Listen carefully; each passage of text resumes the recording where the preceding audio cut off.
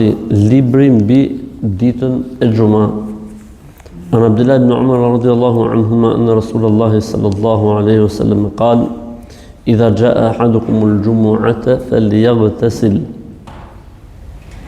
Abdullah ibn Umar radhiyallahu anhu më tregon se dërguari Allahut sallallahu alaihi wasallam ka thënë: nëse ndonjëri për ju do të vi të falë Xuman, atëherë le të lahet.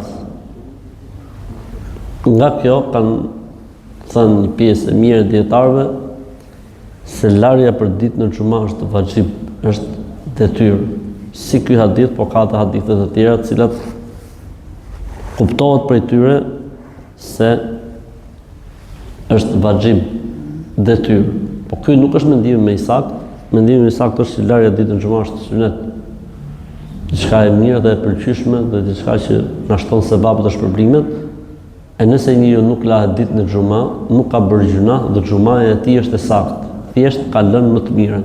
Argumenti Umar ibn al-Khattab radiyallahu ta'ala anhu Umar radiyallahu anhuma anna Umar ibn al-Khattab radiyallahu anhu بينما هو قائم في خطبة يوم الجمعة دخل رجل من المهاجرين الأولين من أصحاب النبي صلى الله عليه وسلم فناداه عمر أي ساعة هذه؟ قال إني شغلت فلم انقلب إلى أهلي حتى سمعت التأذين فلم أزد على أن توضأت فقال عمر الوضوء أيضا؟ قال قد علمت أن رسول الله صلى الله عليه وسلم كان يأمر بالغسل. عمر بن الخطاب radhiyallahu anhu ka qenë duke marrë khutbë për Xuma. Dhe është futur në xhami njëri prej muhaxhirëve të hershëm, thuhet se ky ka qenë Uthmani radhiyallahu anhu. Dhe e ka thirr Omeri dhe i ka thënë: "Çfarë ore ke ardhur? Në çfarë ore ke ardhur? Pa ke ardhur vonë?" Tha: "U utova dhe kur shkova në shtëpi, dëgjova ezanin, mora abdes dhe erdha." Tha Omeri radhiyallahu anhu: "Edhe abdes, pra s'e ke la. A nuk e di ti se pejgamberi sa sem ka urdhëruar për t'u larë?" Ky hadith konsiderohet si argument se gusli nuk është vajib. Pse? Se po t'ishte vajib, do ta kishin kundërshtuar sahabët këtë personin. Kishin thonë jo, duhet më u la. Një. E dyta ka një hadith tjetër që pejgamberi sallallahu alajhi wasallam ka thënë: "Men ightasala yawm al-jumu'ati